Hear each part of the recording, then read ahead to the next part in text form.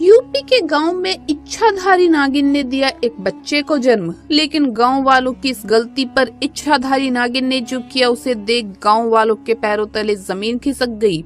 नमस्कार दोस्तों, स्वागत है आप सभी का एक बार फिर से। दोस्तों सच्ची श्रद्धा से कमेंट्स में जरूर लिखे हर हर महादेव। दोस्तों नागमणि एक इच्छाधारी नागिन को बहुत ही शक्तिशाली बना देती है, लेकिन कहते हैं कि कार्तिक पूर्णिमा के दिन एक साधारण नागिन भी बगैर मणि के विशेष शक्तियाँ पाती है, लेकिन वो शक्तियाँ सिर्फ उसी पूर्णिमा की रात तक ही उनके पास होती है।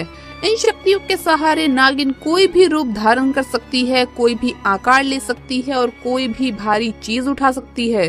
दोस्तों नागिन महादेव शिव को ही अपना आराध्य मानते हैं। दोस्तों ये चमत्कारी घटना है उत्तर प्रदेश के एक छोटे से गांव खेड़ागढ़ की।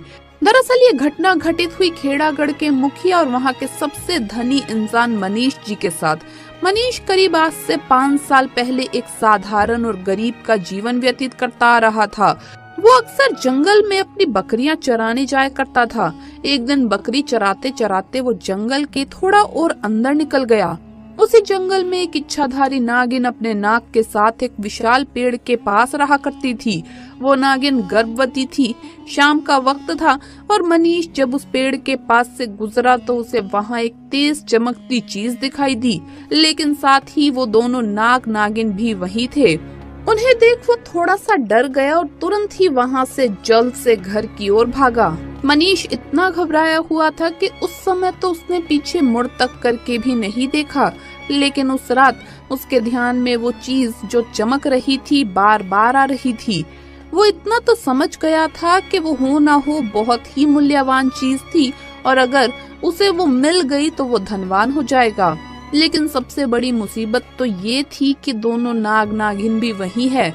अगले दिन वो वापस जंगल उसी पेड़ वाले स्थान पर गया और कुछ दूर खड़े रहकर छिपकर उस पेड़ के पास रह रहे नागिन को देखने लगा। कुछ देर देखने के बाद उसने ध्यान दिया कि नागिन तो गर्भवती है। वो उस रात घर आकर सोचने लगा कि ये अच्छा मौका होगा, जब नागिन अपने बच्चे को जन्म देगी तभी वो नागमणि चोरी कर लेगा, क्योंकि उस समय नागिन कमजोर होगी, बस नाग को मारना होगा। दोस्तों कहते हैं कि अगर किसी नाग के मुंह की तरफ गोबर मार दिया जाए तो वो अपना होश खो बैठता है।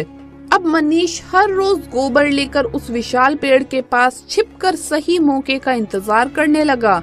एक दिन वो मौका भी आया जब नागिन अपने बच्चे को जन्म देने वाली थी। तभी चुपके से मनीष ने नाग के मुंह पर तेजी से गोबर मारा और फिर एक बड़े पत्थर से नाग को मार डाला।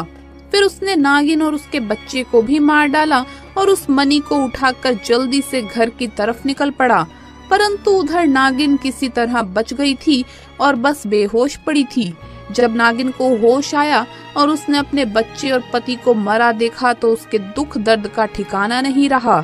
वो उस समय गुस्से से पागल हुई जा रही थी और उसने मनीष से बदला लेने की ठानी, परंतु मणि चले जाने के कारण वो अपनी शक्तियों का प्रयोग नहीं कर सकती थी। परंतु अभी भी वो अपना रूप तो बदल ही सकती थी। इधर मनीष को जैसे ही मणि मिली उसका पूरा जीवन ही परिवर्तित हो गया। उसकी फसल इस बार काफी अच्छी हुई और काफी महंगे भाव में बिकी। उसकी तो जैसे मानो लॉटरी लग गई हो, क्योंकि जो भी वो धंधा कर रहा था उसे हर जगह से लाभ मिल रहा था और मनीष को पता था कि ये सब उस चमत्कारी नागमणि का ही कमाल है। गांव में हर जगह उसका नाम था। मनीष के इस रुतबे को देख एक अच्छा रिश्ता मनीष के लिए उसके पास ही के गांव से आया और मीरा नाम की एक सुंदर स्त्री से उसका विवाह संपन्न हुआ। मीरा अपने पति मनीष को बहुत प्यार करती थी और बहुत इज्जत देती थी। दोनों एक दूसरे का कदम कदम पर साथ निभाते। उनकी जोड़ी गांव में मिसाल बन चुकी थी। उधर नागिन भी एक पुरुष का रूप धारण कर दिनेश नाम से मनीष के यहाँ उसका मुंशी बन गया और मनीष का विश्वास जीतने लगा। मनीष भी दिनेश के व्यवहार और वफादारी को देख उसे अपना भाई समान ही मानने लगा। एक दिन मीरा अपने पति मनीष के पास आती है और बताती है कि तुम पिता बनने वाले हो, मैं गर्भवती हूँ। ये सुन मनीष की खुशी का ठिकाना नहीं रहा। उस दिन वो खुद अपने मुंशी दिनेश के पास गया और बोला कि देखो दिनेश, मेरा कोई भाई नहीं है, परंतु जब से तुम्हारा साथ मिला है तुम मेरे सगे भाई से भी कहीं अधिक बन चुके हो। आज मैं बहुत खुश हूँ, इसीलिए आज मैं अपनी पत्नी और तुम्हें एक खास जगह ले जाना चाहता हूँ, क्योंकि मेरा इस दुनिया में तुम लोगों के सिवा कोई भी नहीं है। और वो अपनी पत्नी और दिनेश को कार में बिठाकर गांव के एक कोने में ले जाकर कार एक छोटी सी कुटिया के सामने रोकता है और बोलता है कि जब वो छोटा था तब इसी कुटिया में उसकी माँ की जान उसे जन्म देते समय चली गई थी। उसके पिता तो पहले ही गुजर चुके थे। तब एक बूढ़े बाबा ने उसकी माँ को वहीं दफना दिया और मनीष को उसी बूढ़े बाबा ने पाला था। मनीष बताता है कि जब भी उसके साथ कोई बुरी घटना होती है या वो दुखी होता है तो बस वो इसी कुटिया के पास चला आता है। यहाँ उसे एक अनोखा सुकून मिलता है। मनीष आगे बताता है कि आज तुम दोनों को मैं इसलिए यहाँ लाया हूँ क्योंकि तुम दोनों अब मेरी जिंदगी का एक अहम हिस्सा बन चुके हो। दोस्तों, ये सुन सभी के आंखों में पानी भर आता है। कुछ देर रुकने के बाद जब वो वापस पहाड़ी से होते हुए घर को जाते हैं तो अचानक उनकी गाड़ी पहाड़ी पर एक बड़े पत्थर से टकराती है और गाड़ी को जोर का झटका लगता है, जिसके कारण मनीष तो कार में ही फंसा रहता है, परंतु उसकी पत्नी मीरा पहाड़ से नीचे गिरकर एक पेड़ पर अटक जाती है और उस पेड़ के ठीक नीचे बहुत गहरी खाई थी। दोस्तों, वो रात कार्तिक पूर्णिमा की रात थी।